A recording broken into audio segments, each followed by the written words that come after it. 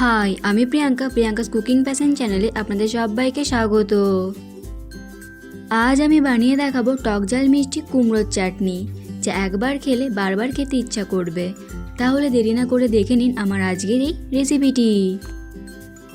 সবার প্রথমে কুমড়ো চাটনি বানানোর জন্য একটা মশলা তৈরি করে নেব। তার জন্য গ্যাসে কড়াই চাপিয়ে দিয়েছি। এবার দিয়ে দিচ্ছি একটা শুকনো লঙ্কা, একটু ভেজে নেব। আপনি যদি চ্যানেলে নতুন হয়ে থাকেন তাহলে এই ভিডিওটি দেখতে দেখতেই আমার চ্যানেলটি সাবস্ক্রাইব করুন এবং পাশে থাকা বেল আইকনটি অন করে দিন আর নতুন নতুন ভিডিওর আপডেট পাওয়ার জন্য।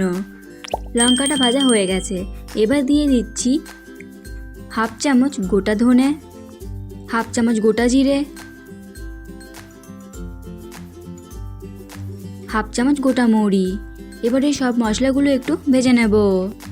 গ্যাসের ফ্লেমটাকে লোতে রেখে মশলাগুলো ভাজতে হবে, নয়তো মশলাগুলো পুড়ে যেতে পারে। মশলাগুলো ভাজা হয়ে গেছে। এবার এগুলো বাটিতে তুলে নেব, তারপর গুঁড়ো করে নেব। আবারও কড়াই বসিয়ে দিয়েছি। কড়াইয়ের মধ্যে দিয়ে দিচ্ছি 3 চামচ সাদা তেল। আমি এই রান্নাটি সাদা তেলেই করব, আপনারা চাইলে সরষের তেলও করতে পারেন। এবার দিয়ে দিচ্ছি কিছু কাজু বাদাম এবং কিছু কিশমিশ। এগুলো একটু ভেজে নেব।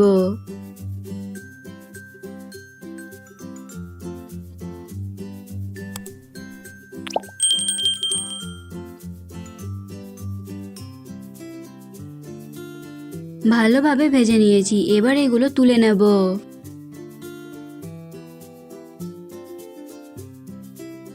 এই তেলেই দিয়ে দিচ্ছি প্রায় 50 গ্রাম কুমড়ো। কুমড়োগুলো আমি ছোট ছোট টুকরো করে কেটে ভালোভাবে ধুয়ে নিয়েছি। এবার কুমড়োগুলো একটু ভেজে নেব।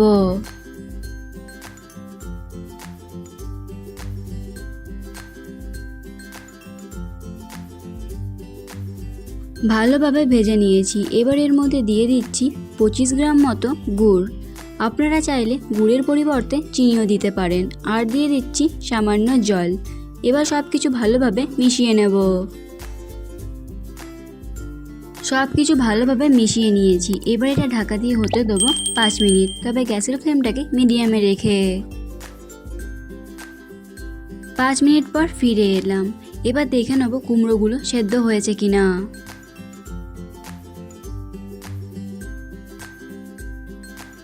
দেখুন কুমড়োগুলো খুব সুন্দর সেদ্ধ হয়ে গেছে।